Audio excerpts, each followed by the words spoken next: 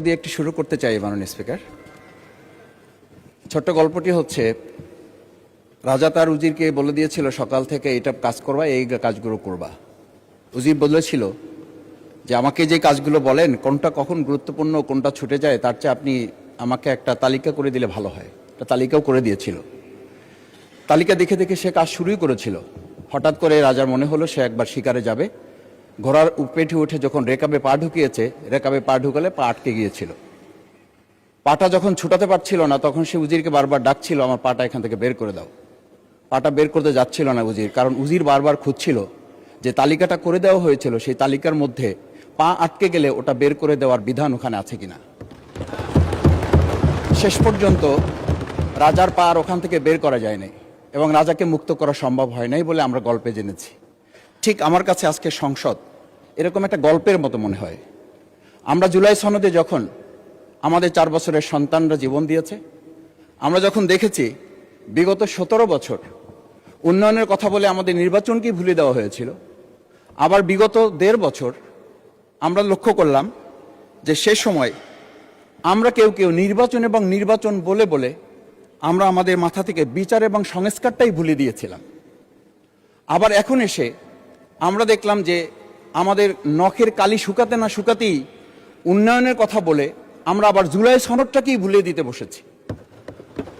আমি খুবই বিব্রত হই যে আমাদের সন্তানেরা রাস্তায় দাঁড়িয়ে সেদিন কি প্ল্যাকার্ডে এটা লিখেছিল যে আমরা একটা ফ্যামিলি কার্ডের জন্য আজকে রাস্তায় দাঁড়িয়েছি।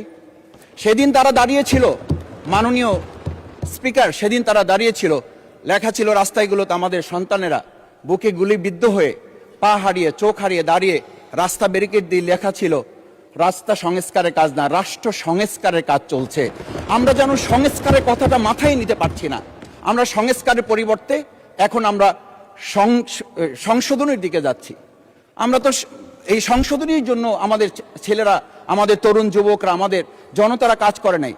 আমি একটা কথা পরিষ্কার বলি, অ্যামেন্ডমেন্টের জন্য তো শেখ হাসিনাও সেদিন অফার করেছিল 24 ঘন্টা দরজা খোলা আছে, তোমরা সংশোধনের জন্য আসো। সেদিন এই ছাত্র জনতা সংশোধন মেনে নেয়নি, তারা সংস্কারের জন্য কথা বলতে চেয়েছিল। আজকে আমরা সংস্কারটা মাথায় নিতে পারছি না কেন?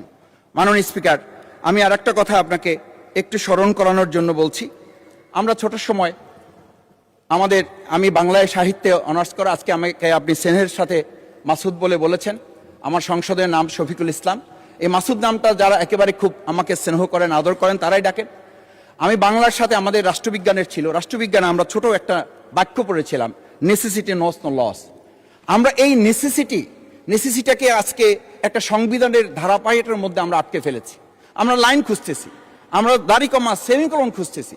আমরা আজকে পরিষ্কার একটা কথা বুঝি যে আমাদের এই সংস্কারের প্রয়োজনটা এই কারণে দরকার হয়েছে, এই প্রস্তাবটা এজন্য উত্থিত হয়েছে যে এটা 30 কার্য দিবসের মধ্যে যেখানে করার কথা ছিল সেখানে আমরা খাল খননে গুরুত্ব দিলাম, ফ্যামিলি কার্ডে গুরুত্ব দিলাম, কৃষি কার্ডে গুরুত্ব দিলাম, আমরা আরো অনেক কাজে গুরুত্ব দিলাম। অথচ যেটার জন্য আজকে নির্বাচন করে আমরা এখানে নিজেরা কথা বলার সুযোগ পেলাম, সেই সংস্কার আমরা নজর দিতে পারলাম না কেন? মাননীয় স্পিকার, আমি আর দুটো কথা বলি।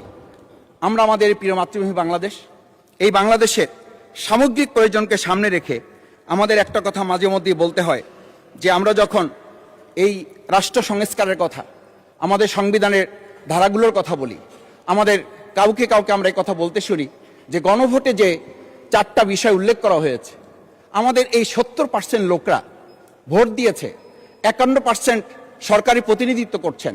আমি তো একটা কথা যদি পরিষ্কার করে সরকারি বেঞ্চে যারা আছেন, ট্রেজারি বেঞ্চে যারা আছেন, তাদের বিনয়ের সাথে যদি জিজ্ঞেস করতে চাই যে আমরা 51% ফ্যামিলি কার্ডের পক্ষে ভোট দিয়েছে আর আমাদের 70% তো জুলাই সনদের ভিত্তিতে রাষ্ট্র গঠনের পক্ষে ভোট দিয়েছে, আমরা তাহলে 51%কে গুরুত্ব দিয়ে ফ্যামিলি কার্ড বিতরণ করে জনগণের সেই 17 বছরের উন্নয়নের কথা বলি কি আমরা মূল জায়গা থেকে আমাদের দেশের জনগণকে আবার আরেকটা জায়গায় নিয়ে যেতে চাচ্ছি, এমন করে যে আমরা লক্ষ্য করছি, আমরা বলি সবার আগে বাংলাদেশ, আমরা বলি সবাই মিলে বাংলাদেশ। আমি তো তা লক্ষ্য করছি না। আমাদের আশঙ্কার জায়গাটা, আমাদের উদ্বেগের জায়গাটা, উৎকণ্ঠের জায়গাটা মাননীয় স্পিকার ওইখানে যে 11টা সিটি কর্পোরেশনের প্রশাসক বদল হয়েছে। আমরা কি লক্ষ্য করলাম না সবাই মিলে যদি বাংলাদেশ হয় তাহলে সরকারি দলের বাইরে একজন যোগ্য লোক, সৎ কি মানুষ ওখানে খুঁজে পাওয়া গেল না? মাননীয় স্পিকার, আরেকটা কথা বলি, 42টা জেলা প্রশাসক বদল হয়েছে। মাননীয় স্পিকার, এই পাশ থেকে প্রায় কথা বলি যে এখানে বলা হয়েছে যে মানে আমরা সবাই মিলে বাংলাদেশ, সবার বাংলাদেশ যখন বলি, সবাই মিলে দেখি টেবিল চাপড়িয়ে আমরা এই মহান জাতীয় সংসদকে খুবই সরগরম করে ফেলি। এই 42টা যে জেলা প্রশাসক নিয়োগ হয়েছে, এই জেলা পরিষদে গোটা বাংলাদেশের মধ্যে আজকে এখানে যে কমিটি হয়, সেই কমিটিতে আমরা বলি ন্যায্যতার ভিত্তিতে আপনাদের থেকে 2 জন দেন, 1 জন দেন। মাননীয় স্পিকার, খুবই বিনয়ের সাথে জিজ্ঞেস করি, আমরা কি সেই নতুন বাংলাদেশের দিকে যেতে পেরেছি, যেই বাংলাদেশে এই 42 জন জেলা পরিষদের 1 জন জেলা পরিষদকে আমরা কাউকে খুঁজে বের করতে ওখানে ন্যায্যতার ভিত্তিতে দিতে পারলাম না? মাননীয় স্পিকার, আমরা তত্ত্বাবধায়ক আমাদের অন্তর্বর্তীকালীন সময়ে যখন 1-2 জায়গায় এরকম প্রশাসক নিয়োগ হয়েছে, আমরা বললাম এটা সংবিধান লঙ্ঘন এবং এটা গণতন্ত্রের সাথে সাংঘর্ষিক। আজকে গণতন্ত্রের নির্বাচনের ভিত্তিতে আমরা যখন একটা সরকার পেলাম, সেই সরকারে স্থানীয় নির্বাচনের দিকে না গিয়ে যেখানে সরকারের প্রশাসক ছিল তাদেরকে তড়িঘড়ি করে বদল করে বিশ্ববিদ্যালয় গেলে থেকে শুরু করে নিজ দলীয় লোক গ্রহণ করে, আমরা কি এটা বলতে পারি যে সবাই মিলে বাংলাদেশ এবং সবার আগে বাংলাদেশ আসলে এটা আমাদের দেশে আসছে? আমরা বলতে পারি না বিধায়ী আজকে জুলাই সনদ বাস্তবায়ন এবং তার ভিত্তিতে আমাদেরকে এখানে শপথ গ্রহণ করানো হয়েছে।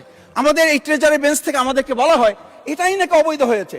অবৈধ একটা কাজ জাতীয় সংসদে আমাদের কাছে কাগজ প্লেস করেছে কে? যারা প্লেস করেছে তাহলে তাদেরকে তাকে আইনের আওতায় নিয়ে আসা উচিত।